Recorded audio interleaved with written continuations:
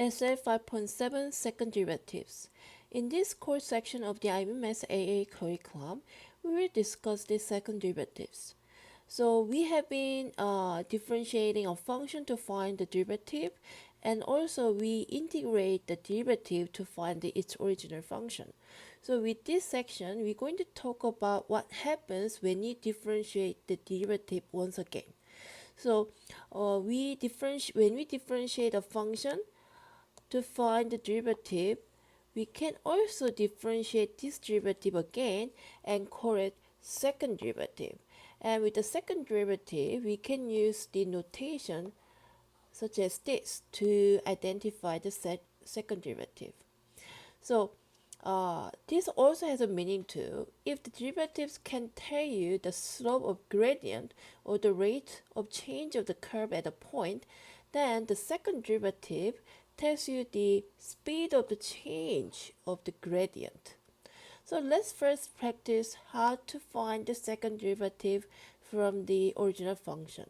So to find the second derivative from the original function, we must find the first derivative first, then we can find the second derivative. So with this example, we have original function f of x equals 6x to the power of 4 minus 10 times x to the power of 3 plus 8x. To find the first derivative of this function, we need to differentiate this as usual, right? Like this. Then we get the first derivative of this function. So 24 x to the power of 3 minus 30 times x to the power of 2 plus 8. Once we got the first derivative, what you need to do is you just do exactly the same thing as the first derivative. So we use exactly the same method as the first to find the first derivative. So means we still move the power to the front, subtract 1 from the power, and then do exactly the same thing for all remaining terms. So 8 disappears, so we get the second derivative of this 72 times x squared minus 6 times x, and that's our second derivative. Okay, now let's discuss the graphs of the first and the second derivatives. So if the derivatives are just new functions, then they can be graphed as well, right? So we know that various things about the relationship between a function and its derivatives already, such as an increasing region of the f of x is positive part of the first derivative, or that a turning point in f of x is also where the first derivative of f of x is equal to 0. So, you know, or simply we can just say that when we have original function f of x, the first derivative of this f of x is just 1 degree less than this function f of x, or this polynomial function, right? Then the second derivative is just 2 degrees less than the first polynomial function, right? So for example, in example number 2, if you look at this, I have 3 graphs. So the first graph, f of x, the blue graph, is, we can say this is a third degree.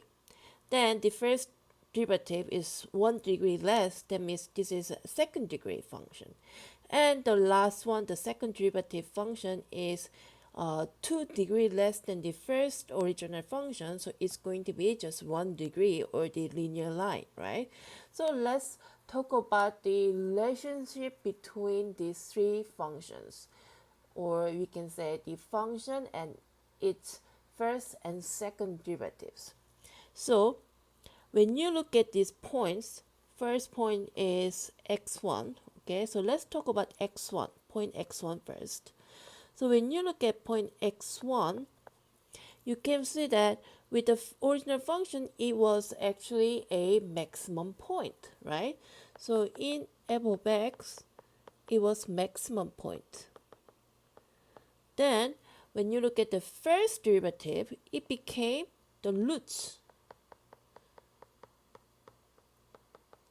And when you look at the second derivative, it became a negative number.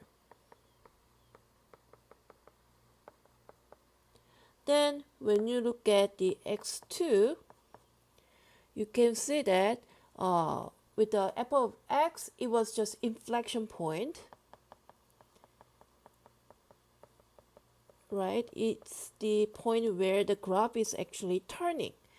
But in first derivative, it was a minimum point. And in second derivative, it was actually a root, right? Then when you look at the third point or x3 point here, in f of x, it was minimum point. And in the first derivative, it became root, right? And second derivative, it became positive number.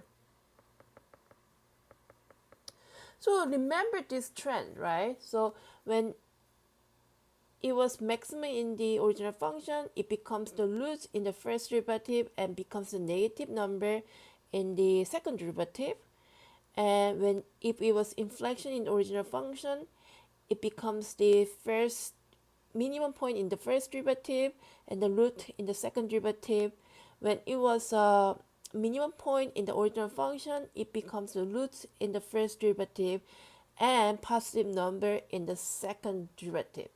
From this analyzation, so also we can say that this trend also applies to all other similar cases where it goes from the original function to first derivative and the second derivative or going back. So because of that, we can conclude this. So a turning point and inflection points corresponds to zeros on the graphs of the derivatives, and where the function is increasing, the derivative is above the x-axis, and where the function is decreasing, the derivative is below the x-axis, and inflection points on the function corresponds to turning points on the graphs of the derivatives.